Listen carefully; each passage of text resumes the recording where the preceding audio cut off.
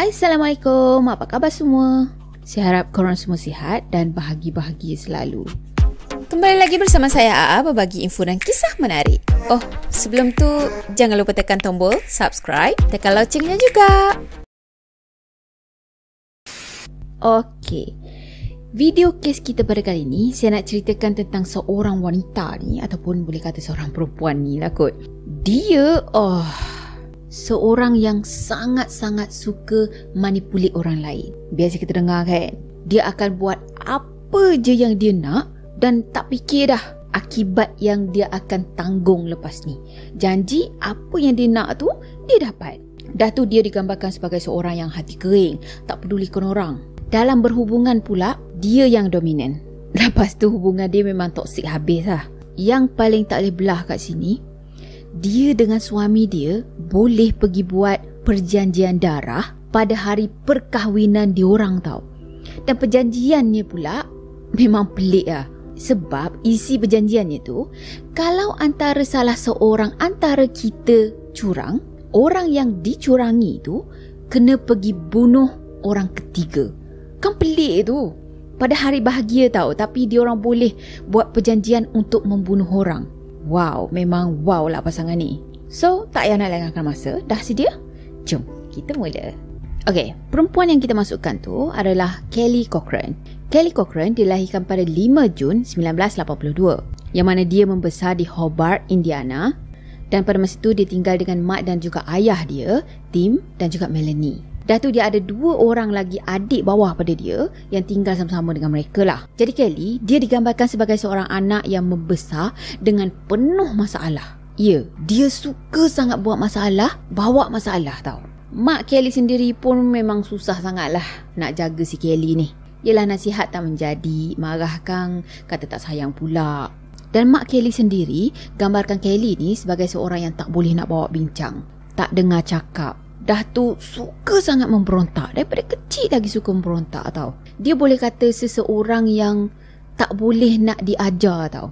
Kalau kita cakap jangan buat macam gini, benda itulah yang dia akan buat. Jadi makin Kelly ni membesar, makin tua katakan, makin banyak pula masalah yang dia bawa. Masa Kelly ni remaja, masa dia sekolah menengah macam tu kan, dia selalu sangat ada masalah dekat sekolah tau. Sampaikan pihak sekolah terpaksa hantar dia balik ke rumah tau. Dalam masa yang sama pun, dia selalu sangat ponteng sekolah. Dah tu benda yang selalu sangat dia buat adalah lari daripada rumah. Bukan kata lari daripada rumah sejam 2 lepas tu balik rumah balik kan. Yelah, kata gaduh dengan mak macam tu, lari sekejap, nak tenangkan diri konon. Bukan macam tu tau. Tapi dia punya lari tu boleh kata 2-3 hari lah tak balik rumah. Ya, berhari-hari dia akan hilang. Dah tu muncul balik kat rumah tu. Memang benda ni kerap sangat jadi. Bayangkan macam mana mak ayah dia bila anak remaja ni hilang daripada rumah, tak balik rumah 2-3 hari, tak kebimbang tu. Yelah, walaupun anak kita ada masalah kan, tapi tetap juga namanya anak. Bila dah tak balik rumah 2-3 hari tu, of course lah mak ayah dia akan bimbang. Lepas tu pergi report polis, kata anak dia ni hilang. Takutlah juga kan mak ayahnya ni, kot-kotlah anaknya kena culik ke apa ke. So memang kerap sangat pihak polis ni dapat report yang mengatakan si Kelly ni hilang. Tapi bila dah buat report tu, pihak polis pergi cari, rupa-rupanya si Kelly ni ada duduk berjalan tepi-tepi tepi jalan sana, macam merayau lah, berjalan-jalan macam gitu. Lepas tu pihak polis tadi pun pergi ambil dia, hantar balik ke rumah. Pernah jugalah si Kelly ni dimasukkan dekat rumah macam rumah untuk baiki akhlak dia lah, sebab dia dah melampau dan tak boleh nak dikontrol dah. Tapi katanya Kelly, dia suka dapat pertempuran macam tu tau. Dengan umur dia pada masa tu, dia rasa dia bebas. Dia boleh buat apa je yang dia suka. Dan yang paling penting, bila dia dah buat macam gitu, bila dia dah ada dalam masalah, orang cari dia macam gitu kan. So dia rasa yang dia tu ada makna. Dia sukakan perhatian tu semua. Jadi sebab itulah lagi dia buat masalah. Sepatutnya sebagai seorang remaja, dia tinggal dengan mak ayah dia, patuh apa yang mak ayah dia cakapkan, lepas tu pergi ke sekolah. Tapi Kelly tak. Dia lagi suka buat apa yang dia nak tanpa ada orang yang mengongkong dia, yang bagi tahu dia kena buat itu, kena buat ini. Dia tak suka tu semua. Tapi sebenarnya itu bukan salah satu masalah yang dia bagi dekat mak ayah dia.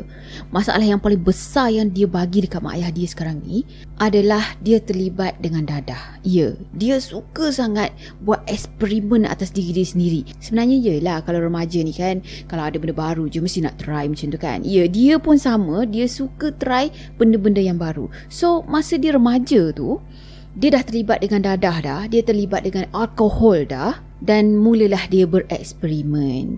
Nak try alkohol itu, nak try alkohol ini. Kan yang ada yang nipis sikit, ada yang berat sikit macam tu kan. Dadah pun sama. Bayangkan masa dia remaja tu pun, dia dah ambil dadah-dadah yang berat dah. Ataupun dadah yang kedadahannya tu tahap tinggi. Katanya macam heroin macam tu lah. Lepas tu Kelly ni pernah cakap tau, yang dia akan ambil apa je asalkan benda tu, maksudnya dadah tu, yang dia boleh dapat. Yang mana yang dapat dekat dia, yang orang suruh try ke apa, dia akan try. Jadi boleh kata semua jenis dadah pun dia try lah. Kita kena ingat tau, pada masa tu dia masih lagi remaja, masih lagi belasan tahun, tapi dah berani gila dah untuk ambil semua jenis dadah tu dengan alkoholnya lagi. Memang dia seorang yang sangat tolol lah. Boleh kata tolol lah kan. Jenis anak-anak yang kalau pulas telinga pun tak jadi, tak makan punya. Dalam masa yang sama juga, mak ayah Kelly ni cuba sehabis boleh tau untuk tolong si Kelly ni. Yelah, tolong Kelly untuk berhenti ambil dadah, untuk tinggalkan tabiat lama dia tu, minum arak semua kan.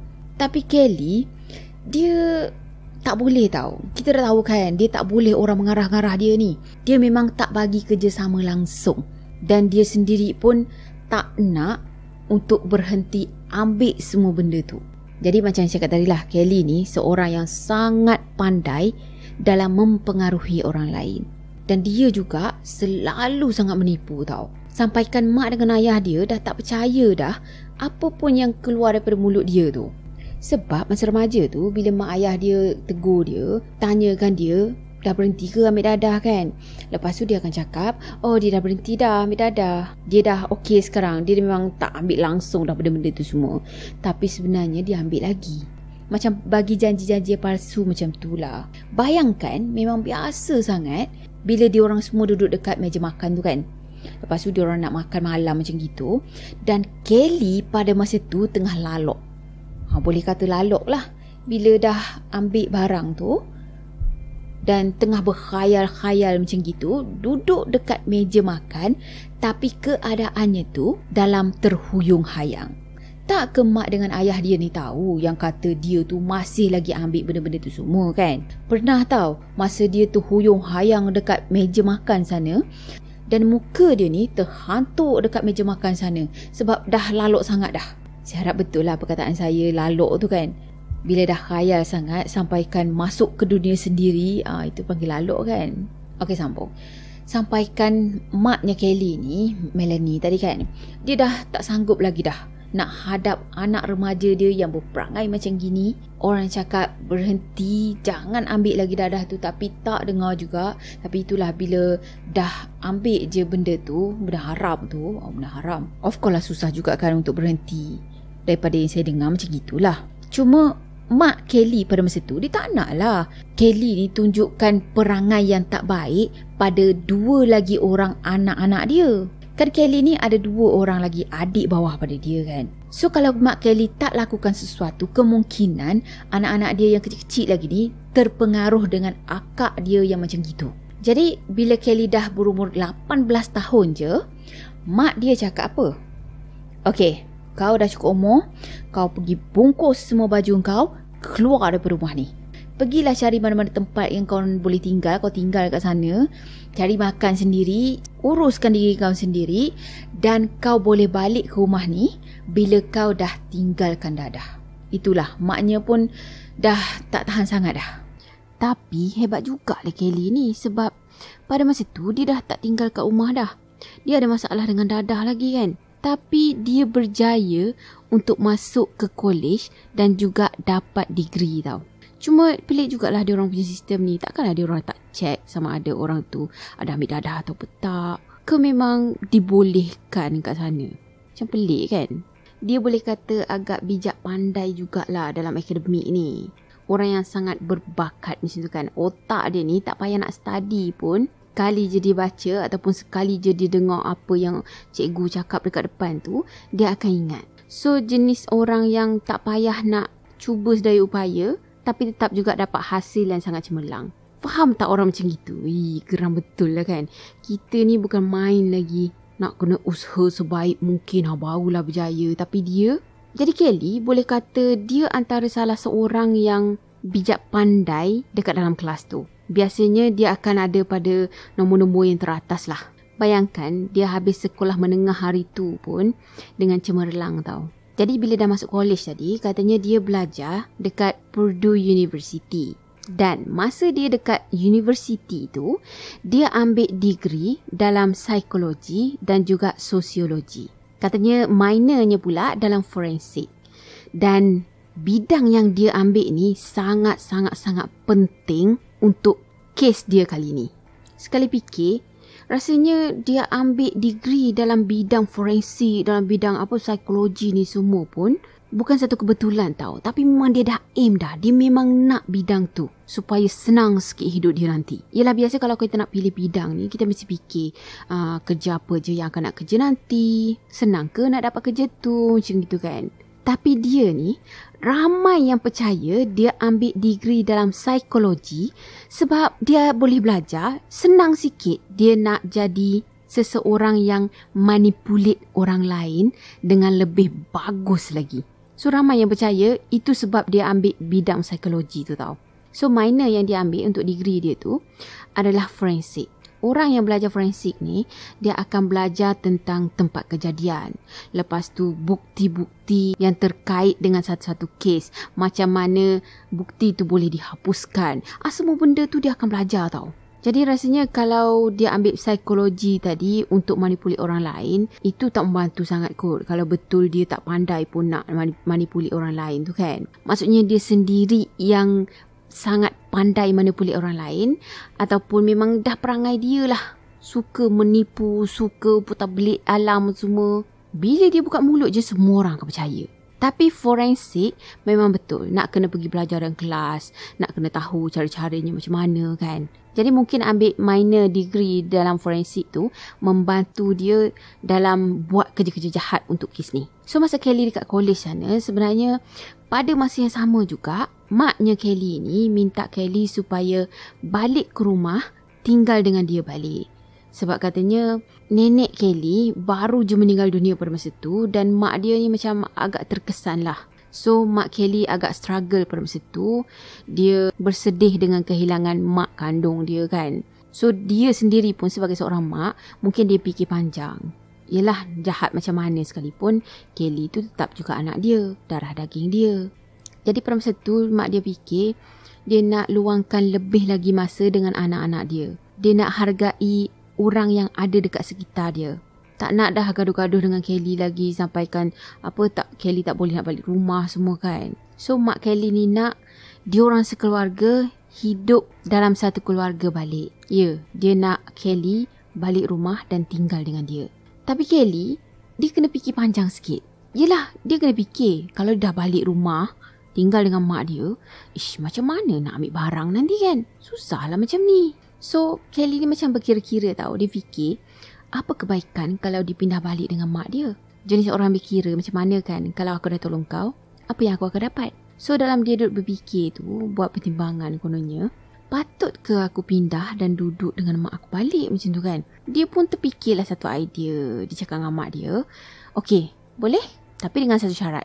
Syaratnya mak dia kena benarkan boyfriend Kelly untuk tinggal dengan diorang sekali. Nama boyfriend dia tu adalah Jason Cochrane. Jadi Jason ni sebenarnya 4 tahun lagi tua daripada Kelly. Dan Jason sebenarnya adalah jiran diorang tau. So memang mak dia ni kenal sangat lah dengan Jason. Yelah, diorang berjiran daripada kecil lagi, mana tak kenalnya. Cuma masa diorang berjiran tu, masa diorang membesar, diorang berdua ni, Kelly dengan Jason ni, tak adalah kata berkawan rapat sangat pun. Setakat macam kenal macam tu je lah. Dan bila diorang dah dewasa macam gini, diorang ada terserempak. Dah tu tak tahulah cerita detailnya macam mana, tapi diorang boleh sama-sama jatuh cinta. Jadi sebab pada masa tu maknya Kelly ni macam desperate sangat nak Kelly pindah balik dekat rumah dia. So mak Kelly sendiri pun macam tak ada pilihan lah kan. Dah anaknya nak pindah masuk dengan boyfriend dia, silakanlah. Janji anak dia tu pindah balik ke rumah dia. Jadi bila dah pindah masuk tadi, of course lah mak dia akan tahu perangai Jason yang sebenar macam mana kan. Terus mak dia ni tak berkenan dengan si Jason. Jadi mak dia ni bukannya tak suka kat Jason je, tapi dia tak suka dengan hubungan Kelly dan juga Jason. Ya, sebab hubungan diorang berdua ni macam tak menentu tau. Bayangkan sepanjang masa diorang ni akan bergaduh, bertekang lidah macam tu. Sampaikan suasana dalam rumah tu pun dah tak aman dah. Semua orang jadi terkesan bila diorang berdua ni bergaduh tau. Mak Kelly pun pernah cakap juga yang si Jason ni ada sisi ganas dia. Kasar macam mana pun si Jason ni, dia tak pernah berkasar dengan Kelly ataupun dengan orang lain yang ada dekat dalam rumah tu. Tapi Kelly, dia lain macam sikit. Dialah yang dominan bila bergaduh.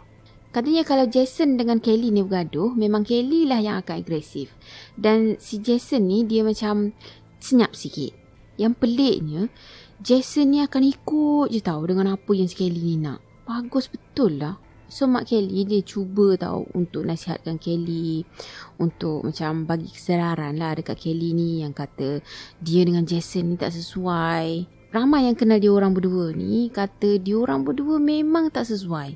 Bila dia orang berdua bersama dan asal gaduh je, benda tu akan jadi makin teruk. Kan kalau nak bersama dengan seseorang ni, mestilah kita kena cari orang yang melengkapi kita kan. Tapi dia orang berdua ni macam sama-sama negatif. So kalau bersama tu takkan ada ending yang okey lah macam tu. Bagi Kelly, dia dengan Jason ni adalah pasangan yang perfect. Diorang berdua pun saling sayang. Yelah, walaupun selalu gaduh, tapi sayang menyayang macam tu kan. Jadi pada 14 September 2002, Kelly dan juga Jason ni diorang berkahwin. Boleh kata cepat jugalah diorang ambil keputusan tu untuk berkahwin.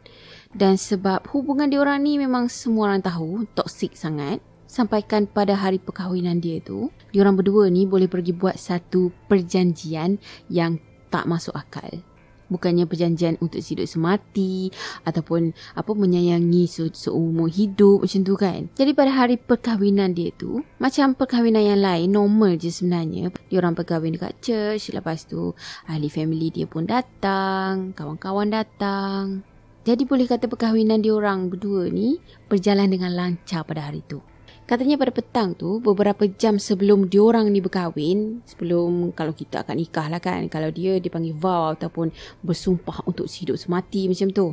Masa tu diorang ada berdua je tau, lepas tu diorang berbincang lah. Dan time tu jugalah diorang berdua ni pergi buat perjanjian darah. Isi perjanjiannya tu macam yang saya cakap dekat awal video. Diorang bersumpah kalau salah seorang daripada diorang berdua ni ada hubungan sulit ataupun ada orang ketiga, orang yang dicurangi tu kena pergi bunuh orang ketiga. Pelik dekat situ kan. Pada hari perkahwinan diorang, hari yang paling bahagia, diorang boleh berfikir untuk buat perjanjian darah dan ambil nyawa orang lain, pergi bunuh orang lain. Tak tahulah masa diorang buat perjanjian ni, diorang betul-betul serius dengan apa yang diorang dah sumpahkan tu, ataupun yelah sekadar alah kau nak aku bersumpah kan, kau nak aku janji, yelah aku janji macam gitu kan. So tak adalah macam ambil serius sangat. Biasanya orang ni kalau ada orang ketiga lepas tu buat perjanjian untuk bercerai ke apa, itu kan macam logik kan. Ini tak tahulah apa yang diorang berdua ni fikir. Yelah sama-sama dua-dua pun tintong kan. Jadi lepas dah settle buat perjanjian darah tadi, pasangan berdua ni terus pergi ke jenjang pelamin dia, pergi akad sumpah dan berkahwin macam pasangan normal yang lain. Lepas dah kahwin tadi, diorang berdua pindah keluar daripada rumah mak ayahnya Kelly. Dan diorang berdua ni mulakan bisnes pool maintenance bersama-sama. Dah tu diorang berdua boleh kata happy sangat masa tu. Enjoy dengan kehidupan diorang. Yelah kerja sama-sama, buat itu ini semua sama-sama kan. So pada saat tu boleh kata semuanya elok. Yelah tak ada siapa pun yang expect yang kata diorang berdua ni boleh sampai ke tahap ni. Padahal sebelum-sebelum ni selalu sangat gaduh kan. Tapi lepas dah berbulan-bulan, lepas dah makan tahun dah kahwinnya, mulalah ada benda yang berubah dalam hubungan diorang. Biasalah tu, kalau dah lama-lama mestilah akan ada masalah juga. Jadi masalah pertama yang diorang kena hadap adalah masalah dengan kesihatan mental si Jason ni. Katanya Jason selalu sangat menderita dengan depression. Dia tak simpan pun sakit dia. Dia tak pendamkan seorang je. Dia sangat-sangat open. Dia selalu bercerita tentang masalah yang dia hadapi ataupun struggle yang dia tengah alami masa ni dengan Kelly, dengan isteri dia. Tapi Kelly sebagai seorang isteri bukan kata nak sokong suami ataupun nak bagi kata semangat pada suami ni. Tapi dia boleh pula pergi merendah-rendahkan suami dia. Paling tak pun dia akan buat je. Macam tak ada apa-apa masalah yang berlaku. Dia akan tak pedulikan si Jason tu bila Jason cuba untuk buat luahan perasaan dekat dia. Bukan tu je, tapi dia boleh buat benda yang tak sepatutnya lagi tau. Bila dah Jason dalam keadaan down macam gitu, dia pergi melekeh-lekehkan Jason lagi. Dia bercakap tu, mengeluarkan kata-kata yang tak sepatutnya, sampailah Jason ni rasa macam rendah diri serendah-rendahnya. Kesian tau. Kita bayangkan pun memang kesian sangatlah dengan si Jason ni. Jadi mangsa habis dengan bini dia. Jadi boleh kata punca utama keadaan Jason pada masa tu pun adalah disebabkan bini dia. Bayangkan, Kelly dah anggap mengejek Jason tu ataupun merendah-rendahkan Jason tu sebagai hobi, sebagai satu hiburan dah pada diri dia. Tak tahulah dia rasa seronok ke bila dah merendah-rendahkan orang macam tu. Benda tu macam buat dia lagi rasa bahagia ke apa. Memang mental habislah si Kelly ni. Jadi sebenarnya lepas beberapa tahun dia orang buka bisnes pool maintenance tadi ataupun maintenance kolam renang kan, Jason dia pernah mengalami kecederaan yang serius dekat bahagian belakang dia. Katanya sakitnya tu hal yang berkaitan dengan sciatic nerve macam itulah. Saya pun tak pasti sangat sciatic nerve tu apa, tapi kita boleh fikir dia sakit pada bahagian belakang. So penyakit yang dia hadapi pada masa tu boleh kata serius sangatlah. Sebab sampaikan dia tak boleh nak bekerja langsung tau. Yelah nak berjalan pun susah, nak buat kerja pun susah. Tambah-tambah lagi kerja dia tu kan jenis maintenance. Kerja yang berat-berat kan. So katanya pada masa tu, dia banyak duduk kat rumah. Dia tak banyak sangat buat kerja, tak banyak sangat berjalan, duduk je. Dan yang paling penting, lepas dia sakit tu, dia dah tak mampu untuk berhubungan intim dengan isteri dia lagi. Jadi katanya inilah punca utama kes ni berlaku. Dalam masa yang sama juga, dia orang berdua ni ada masalah hutang yang sangat serius. Sebab pada masa tu, Kelly je yang mampu untuk bekerja dan si Jason pula hanya duduk je dekat rumah kan. So banyaklah hutang yang melekat pada masa tu. Jason dengan Kelly ni pun dah mula kurang dah bersosial. Dah mula kurang bergaul dengan orang. Katanya sebab Jason ni sakit, jadi dia orang kuranglah bergaul dengan orang lain. Dan Kelly 100% disalahkan Jason dalam hal ni tau. Jason pula pada masa tu dia rasa diri dia ni direndahkan. Dia rasa tak berguna. Dia benci dengan diri dia sebab dia tak boleh nak buat apa-apa. Dia tak boleh nak cari duit, tolong keluarga ni kan. Jadi dia salahkan diri dia. Ni semua salah aku. Ni semua sebab aku yang sakit macam tu. Jadi makin bertambahlah pula dia punya depression pada masa tu kan. Dan dalam masa yang sama pun, diorang berdua ni memang selalu sangat gaduh. Yelah banyak masalah. Masalah dengan kemampuan Jason, masalah dengan duit lagi, dengan hutang keliling pinggang. So hubungan diorang jadi macam dulu balik. Jadi macam sebelum diorang kahwin. Selalu sangat gaduh. Dan bila gaduh je, of course lah Kelly yang akan mendominasi. Tapi ada satu hari diorang bergaduh ni, punyalah naik hangin si Jason ni sampaikan dia pergi ambil pistol. Lepas tu dia pergi acukan dekat Kelly tau. Nasib baiklah juga dalam pistol tu tak ada peluru. Jadi tak ada siapalah yang cedera pada masa tu. Cuma Kelly percaya sangat yang dalam pistol tu memang ada peluru sebenarnya. Dan Kelly yakin yang pada masa tu Jason betul-betul nak bunuh dia. Tapi walaupun dah sampai ke tahap ni pun, tak lama lepas tu diorang tetap juga bersama. Panjang lagi kan jodoh diorang. Betapa kukuhnya cinta diorang, boleh cakap macam tu kan. Dan dalam pada masa yang sama, diorang fikir, kita tak boleh nak teruskan hidup macam ni. Kita kena buat satu perubahan dalam hidup macam tu kan. So pada masa itulah, diorang buat keputusan untuk pergi pindah ke Upper Peninsula yang ada di Michigan. Tak tahulah juga kenapa dia pilih Upper Peninsula sebagai tempat untuk diorang pindah. Sebab katanya tempat tu sebenarnya dipenuhi dengan hutan tau. Boleh kata orang yang sukakan nature, sesuai sangatlah pindah situ. Semua orang yang kenal dia macam tertanya-tanya juga tau. Kenapa dia orang pindah kat sana? Kat sana macam, yelah bukan bandar pun, tak ada apa. Dah tu kalau musim sejuk, memang sejuk gila dekat sana. Tapi sebenarnya adalah beberapa sebab kenapa diorang pilih tempat tu. Salah satu daripadanya sebab hutang dia yang keli pinggang tadi. Kelly punya idea pada masa tu, dia nak lari daripada hutang. Jadi kalau nak lari daripada hutang ni, dia kena vanish daripada tempat tu, hilang daripada tempat tu, lepas tu pergi pindah dekat tempat-tempat yang agak terpencil. Sampaikan orang-orang hutang ni semua tak boleh nak cari dia dah lepas ni. Satu hal lagi, sebab undang-undang dalam pengambilan marijuana ataupun ganja yang mana pada masa tu Jason ambil lah dadah tu semua kan, sebab dia punya sakit belakang tadi. Jadi katanya undang-undang dekat tempat tu macam okey sikit, taklah ketat mana compare dengan tempat yang sebelum ni. Jadi mula-mula pindah tu, diorang cubalah untuk mulakan hidup baru. Tapi tak lama pun eloknya. Lama-kelamaan tu macam tu juga. Pada masa tu, Kelly buat beberapa kerja. Yelah untuk bayar itu lagi, bayar ini lagi kan. Dan Jason pula, dia kan tak boleh kerja. Dia sakit. Dah tu dia cuma duduk je dekat rumah. Dia ambil ganja je sepanjang masa. Dan dia duduk kat rumah, makan, tidur, main video game. Dan itu je lah kerja dia hari-hari. Tapi, Kelly ni boleh kata happy juga dengan keadaan macam gini. Boleh kata dia suka bila Jason ada je dekat rumah. Tak ada buat apa-apa, duduk je kat situ. Bayangkan Jason ni duduk je dekat rumah tu kan.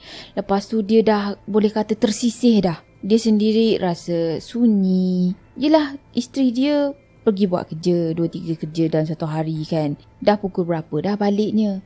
Jadi dia sorang-sorang je dekat rumah. Boleh bayangkan tak betapa sunyinya si Jason. So dalam masa yang sama, of course lah depression dia tu makin memburuk kan. Kelly pula teruskan dengan kehidupan dia. Dia boleh keluar, pergi situ, pergi sini.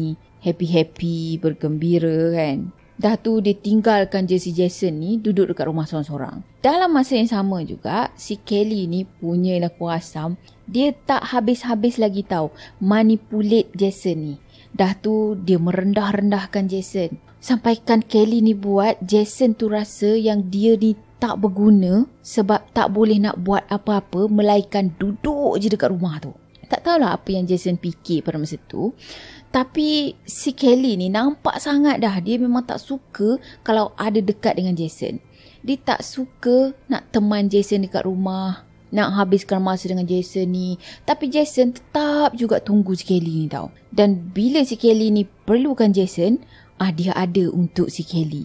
Tak tahulah apa yang Jason fikir kan. Tak lama lepas tu, Kelly ada hubungan sulit tau. Jadi Kelly mulakan hubungan sulit dia dengan seorang lelaki yang bernama Chris Regan. Chris ni dah berusia 50-an. Jadi Chris, dia digambarkan sebagai seorang yang ceria, rajin bekerja.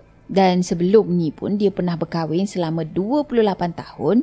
Dan tu hasil daripada perkahwinan dia yang dulu, dia dapat 2 orang anak. Jadi lepas Chris ni bercerai dengan bini dia tadi, dia pindah ke Upper Peninsula sana supaya dia lebih dekat dengan salah seorang kawan dia yang bernama Terry O'Donnell. Dan tak lama lepas tu, Chris tadi dia mula bercinta dengan Terry. Jadi katanya Chris dengan Terry ni diorang berhubungan kejap, bercinta kejap, lepas tu diorang putus. Dan masa putus tu lah Chris kenal dengan Kelly. Lepas dah kenal tadi, selalu pula diorang jumpa, berhubungan.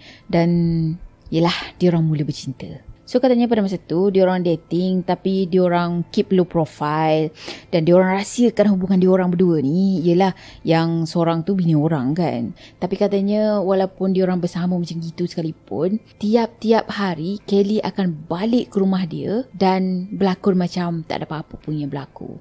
Tak lama pun sebenarnya, last kali Jason tahu juga yang kata Kelly ni ada hubungan sulit dengan seorang lelaki. Cuma tak tahulah macam mana si Jason ni boleh tahu kata Kelly ni ada lelaki lain. Jadi lepas Jason tadi dah tahu dah Kelly ada hubungan sulit dengan lelaki lain, pada masa tu sebenarnya dia lagilah depression. Jadi masa Jason depression teruk pada masa tu, dia pun ceritalah dengan Kelly kan. Luahkan perasaan. Dia sekarang ni dalam keadaan depression sangat. Cuma tak tahulah sama ada si Jason ni bagi tahu si Kelly yang kata dia dah tahu dah Kelly ni ada hubungan sulit dekat belakang dia. Sebab itulah dia depression pada masa tu kan. Tapi Kelly bila dengar je luahan daripada Jason ni, dia macam biasa buat je, tak nak dengar, tak nak ambil tahu. Yang paling penting, dia sendiri, si Kelly ni rasa bahagia dengan hidup dia. Itu je lah yang paling penting. Jadi pada masa tu, dia teruskan juga hubungan sulit dia dengan Chris, walaupun Jason dalam keadaan teruk pada masa tu. Tak lama lepas tu, Chris putuskan untuk berpisah dengan Kelly ni tau. Sebab katanya pada masa tu, si Chris ni dia dapat satu kerja dekat North Carolina sana. Dan dia fikir dia nak mulakan hidup baru dekat sana. Dan Kelly, bila dia dapat tahu je si Chris nak pindah dekat North Carolina sana, nak mulakan hidup baru lagi, yang paling penting tanpa dia tau. So, terkejutlah dia kan. Kenapa tiba-tiba je si Chris ni? Dan katanya dia patah hati pada masa tu tau. Rasa juga engkau patah hati kan? Dan Kelly, of course lah, dia tak terima bila orang buat dekat dia macam tu. Ya kan, perangai dia, biar dia buat orang. Jangan orang buat dia. Kalau orang buat dia, kenalah nanti. Satu hal lagi, dia kan suka mendominasi. Dia yang nak kena putuskan orang lain. Dia yang nak kena buat keputusan semua. Dia tak terima orang suka-suka nak tinggalkan dia macam tu je. Nak putuskan dia macam tu kan.